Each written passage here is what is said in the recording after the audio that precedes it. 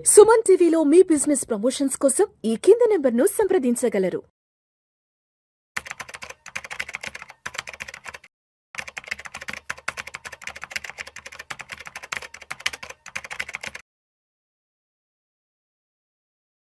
నమస్తే అండి. Welcome to Suman TV. నేను విజయకర్దర్.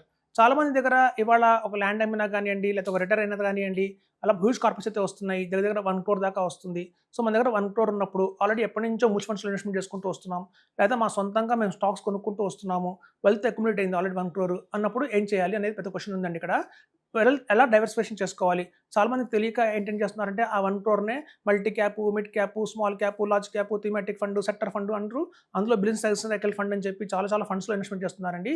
మేము చూస్తే ఇప్పుడు చూడండి, ఒక మిడ్ క్యాప్ తీసుకుందాం సాధారణంగా. ఏదైనా మిడ్ క్యాప్‌లో దాని థియరీ ఏంటంటే 65% మిడ్ క్యాప్‌లో పెట్టాలి. రిమైనింగ్ 35% వాళ్ళు లార్జ్ క్యాప్‌లో ఇన్వెస్ట్‌మెంట్ చేయొచ్చు, లేదా స్మాల్ క్యాప్‌లో ఇన్వెస్ట్‌మెంట్ చేయొచ్చు. అది కంపెనీ బట్టి డిఫరెంట్‌గా ఉంటుంది. అలాగే స్మాల్ క్యాప్ ఫండ్ తీసుకుందాము. అందులో కేవలం 65% మాత్రమే స్మాల్ క్యాప్‌లో పెట్టాలి. రిమైనింగ్ 35% వాళ్ళు ఎక్కడైనా ఇన్వెస్ట్‌మెంట్ చేయొచ్చు. మా దగ్గర చాలా మంది వచ్చారు ఈ మధ్య రీసెంట్‌గా వాళ్ళ పోర్ట్‌ఫోలియో రివ్యూ చేయమని చెప్పి. మొత్తం మా దగ్గర సాఫ్ట్‌వేర్‌లో పెడితే కనుక ఆ ఫండ్స్ అన్నిటిని రివ్యూ చేస్తే మొత్తం వాళ్ళు పెట్టిన ఫండ్స్ అన్నిటిని కూడా ఈక్వల్‌గా డిస్ట్రిబ్యూట్ అయినాయి. Large cap, mid cap, small cap లాగా తయారైంది. సో మనం ఇండివిజువల్‌గా లోపల చూసుకుంటున్నాం. ఒక మిడ్ క్యాప్‌లో నేను పెట్టాను, ఒక ఫ్లెక్సీ క్యాప్‌లో నేను పెట్టాను, ఒక మల్టీ క్యాప్‌లో నేను పెట్టాను అనుకుంటున్నారు కానియండి. మొత్తం ఓవరాల్ పోర్ట్‌ఫోలియోని కనుక మనం కనుక చూస్తే అది ఒక మల్టీ క్యాప్ ఫండ్ లాగానే తయారైంది. Large cap, mid cap, small cap, others అని కొంత ఉంటుంది. కొంత వాళ్ళది కనుక మల్టీ అసెట్ ఫండ్ కనుక యాడ్ చేస్తే అందులో కొంత భాగం ఒక 5% ఏమో గోల్డ్ కూడా వెళ్తుంది. సో అది కాదండి డైవర్సిఫికేషన్ అంటే చెప్తే. డైవర్సిఫికేషన్ అంటే ఎలా చేయాలో చెప్తాను. సపోజ్ మన దగ్గర ఒక 1 crore వచ్చింది. సో ఆ 1 crore చూస్తే మనం ఒక మ్యూచువల్ ఫండ్స్‌లో మనం ఒక 20 lakhs దాకా పెట్టుకోవచ్చు. అలాగే ఎస్ఐఎఫ్స్ కొత్తగా వచ్చినాయి. మనందరికీ తెలుసు, స్పెషలైజ్డ్ ఇన్వెస్ట్‌మెంట్ ఫండ్ అని చెప్పి సెబీ లాంచ్ చేసింది. ఆల్రెడీ 6 months అయింది మార్కెట్‌లోకి వచ్చి. అందులో కూడా హైబ్రిడ్ స్కీమ్స్ కొన్ని ఉన్నాయి. అలాగే ఈక్విటీ X100 అంటున్నారు. అలాగే ఈక్విటీ స్కీమ్స్ అంటున్నారు. అలా ఒక మంచి ఆప్షన్ ఉంది. సో ఎస్ఐఎఫ్స్. సో మనం ఎప్పటి నుంచి చెప్తున్నాం పీఎంఎస్ చేయండి, పీఎంఎస్ అత్యధికంగా లాభాలు వస్తాయని చెప్పి. సో పీఎంఎస్‌లో ఆల్రెడీ చూస్తాం, మనం గత 10 ఏళ్ల నుంచి ఉన్న పీఎంఎస్‌లు ఉన్నాయి. 15 ఏళ్ల నుంచి ఉన్న పీఎంఎస్‌లు ఉన్నాయి. కంటిన్యూస్‌గా వాళ్ళు సీఏజీఆర్ కూడా 20% సీఏజీఆర్ ఇస్తున్నారు కన్సిస్టెంట్‌గా. సో అట్లాంటి పీఎంఎస్‌లు ఉన్నాయి. అలాగే మనకి కార్పొరేట్ బాండ్స్ చూడండి. మనం ఏదైతే అనుకుంటున్నామో మార్కెట్ అని, స్టాక్ మార్కెట్‌లో మీరు అది బ్యాలెన్స్డ్ అడ్వాంటేజ్ ఫండ్‌లో పెట్టండి, మల్టీ అసెట్ ఫండ్‌లో పెట్టండి. కొద్దో గొప్ప ఈక్విటీ అయితే గ్యారంటీగా ఉంటుంది. అలాగే ఎనీవే ఈక్విటీ అంటే large cap, mid cap, small cap పెడితే ఈక్విటీ ఉంటుంది. సో అలా ఈక్విటీ అయితే పోర్షన్ అది 10% కావచ్చు, 20% కావచ్చు. ఈక్విటీయే. ఎప్పుడైతే మార్కెట్ డ్రాస్టిక్ ఫాలో అవుతుందో దాని ఇంపాక్ట్ అయితే దాని మీద ఉంటుంది. అసలు మార్కెట్ ఇంపాక్ట్ ఉండకూడదు. జీరో మార్కెట్ ఇంపాక్ట్ కావాలి అంటే మాత్రం కార్పొరేట్ బాండ్స్ ఉంటాయండి. ఇందులో కూడా మనం 10 lakhs దాకా ఇన్వెస్ట్‌మెంట్ చేసుకోవచ్చు అని చెప్తున్నాను. సో ఎవరైతే కనుక ఇట్లా డైవర్సిఫికేషన్ చేసుకుంటారో పోర్ట్‌ఫోలియోని, వాళ్ళకి అత్యధికంగా రిటర్న్స్ వస్తాయి. ఎట్లాంటి మార్కెట్ ఒడిదుడుకుల్లో కూడా తట్టుకుంటుంది పోర్ట్‌ఫోలియో. సో ఆ 1 crore మనం అమాంతం ఒక 5 to 6 years కనుక వెయిట్ చేస్తే ఆటోమేటిక్‌గా డబుల్ అయ్యే అవకాశం అయితే ఉంటుందండి. సో డైవర్సిఫికేషన్ అని చెప్పంగానే చాలా మంది చేసే పెద్ద పొరపాటు ఏంటంటే ఎంతసేపు ఆ మ్యూచువల్ ఫండ్స్‌లోనే చాలా ఫండ్స్‌లో ఇన్వెస్ట్‌మెంట్ చేస్తుంటారు. సో అలా ఇన్వెస్ట్‌మెంట్ చేయడం వల్ల అత్యధికంగా లాభం అయితే రాదండి. ఇప్పుడు చాలామంది మమ్మల్ని ఒక సంప్రదించారు 2 years బ్యాక్, 3 years బ్యాక్. ఎవరికన్నా ఇట్లాంటి విన్న తర్వాత మార్చుకుందాం అనిపించుండేది.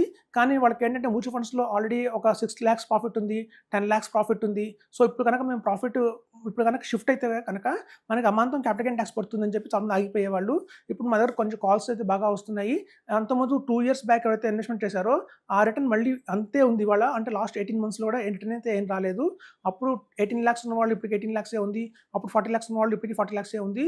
లాస్ట్ 18 months చూస్తే మీరు మార్కెట్‌లో అబ్జర్వ్ చేస్తే కనుక రిటర్న్స్ అయితే ఏం రాలేదండి. లాస్ట్ 1.5 year నుంచి కూడా డౌన్‌లోనే ఉంది.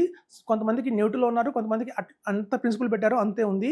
సో ఇట్లాంటి టైంలో కనుక మనం మూవ్ అయితే కనుక కరెక్ట్‌గా మంచిగా డిజైన్ చేసుకొని, ఏవైతే ఫండ్స్ మనకు పర్ఫార్మెన్స్ లేవో అట్లాంటి ఫండ్స్‌లోంచి ఎలిమినేట్ అయిపోయి ఏదైనా మంచి ఆప్షన్స్ ఉన్నాయి కాబట్టి, కొత్త ఆప్షన్స్ ఇవాళ చాలా వస్తున్నాయి మనకి. అది ఎస్ఐఎఫ్ రూపంలో వచ్చినాయి మంచి ఆప్షన్స్. సో అట్లాంటి వాటిలో కనుక ఇన్వెస్ట్‌మెంట్ చేసుకొని ఒక పోర్ట్‌ఫోలియోని ఏదైనా రీబ్యాలెన్స్ చేయాలన్నా కూడా ఇది రైట్ టైం చెప్తున్నాను నేను. ఎందుకంటే మార్కెట్స్ బాగా డౌన్‌లో ఉన్నాయి. ఎవరికి ప్రాఫిట్స్ అయితే లేవు. ప్రాఫిట్స్ ఉన్నా కూడా టెంపరరీ ప్రాఫిట్సే వచ్చాయి తప్ప, చిన్న తాత్కాలిక అంటే ఒక 1,25,000, 2 lakhs ప్రాఫిట్ తప్ప మెజారిటీ ప్రాఫిట్స్ అయితే ఎవరికి లేవు. సో ఇట్లాంటి టైంలో కనుక మనం మూవ్ అయితే కనుక మనకి ట్యాక్సెస్ కూడా అధికంగా పడవు. సో ఇది ఒక రైట్ ఆప్షన్‌గా టైంకి తీసుకోవచ్చు మనం స్విచ్ అవ్వడానికి. సో అదండి. మ్యూచువల్ ఫండ్స్‌లో కూడా మనం పెట్టిన 20 lakhs కూడా మొత్తం తీసుకెళ్ళి ఒక large cap, mid cap, small cap కాకుండా అందులో కూడా మనం అట్‌లీస్ట్ 3, 4 ఫండ్స్‌లో మనం కనుక కేటగరీస్ చేసుకుంటే కనుక అత్యధికంగా లాభాలైతే వస్తాయి. అలాగే ఎస్ఐఎఫ్స్ కూడా మనం 2 తీసుకోవచ్చు. ఎందుకంటే మినిమం పెట్టాల్సిన ఎస్ఐఎఫ్ ఒకటి కూడా 10 lakhs ఉంటుంది. సో మనకి ఏంటంటే 10 lakhs 2 ఎస్ఐఎఫ్స్ కనుక మనం ఇన్వెస్ట్మెంట్ చేస్తే గణనీయంగా మనకి రాబోయే రోజుల్లో రిటర్న్స్ అయితే బాగా వస్తాయని చెప్తున్నాను. ఎందుకంటే అందులో ఉన్న ఎక్స్ట్రా ఫీచర్స్ ఏవైతే ఉన్నాయో డెరివేటివ్స్ అనేది అది 2 విధాలుగా పనిచేస్తుంది. మార్కెట్ ఎప్పుడైతే అప్ అవుతుందో అంటే ఒక బుల్లిష్ మార్కెట్ ఉందో అందులో స్పెక్యులేషన్ అనేది వాడతారు. తద్వారా రిటర్న్స్ అయితే ఎక్కువ వస్తాయి. ఎప్పుడైతే మార్కెట్ బేర్ మార్కెట్ ఉందో ప్రొటెక్షన్ కోసం అందులో మీకు ఆర్బిట్రాజ్, హెడ్జింగ్ అనేవి 2 ఉన్నాయి ఆప్షన్స్. సో ఆర్బిట్రాజ్, హెడ్జింగ్ అనేది కాన్సెప్ట్స్ వాడి మొత్తం బాగా కింద పడకుండా మార్కెట్ డౌన్ అయినప్పుడు సపోర్టివ్గా ఉంటుంది అది. సో ఎస్ఎఫ్స్లో అది బాగుంది. సేమ్ టైం పిఎంఎస్లో చూడండి చాలా రకాల పిఎంఎస్లు ఉన్నాయి మన దగ్గర. 7 వెరైటీ ఆఫ్ పిఎంఎస్లు ఉన్నాయి మన ఇండియాలో. చూస్తే మొమెంటమ్ పిఎంఎస్ ఒకటి ఉంటుంది, అలాగే కాంట్రా పిఎంఎస్ ఒకటి ఉంటుంది, అలాగే చూస్తే ఫ్లెక్సీ క్యాప్ మోడల్లో ఒక పిఎంఎస్ ఉంది, అలాగే కోర్ అండ్ సాటిలైట్లో ఒక పిఎంఎస్ ఉంది.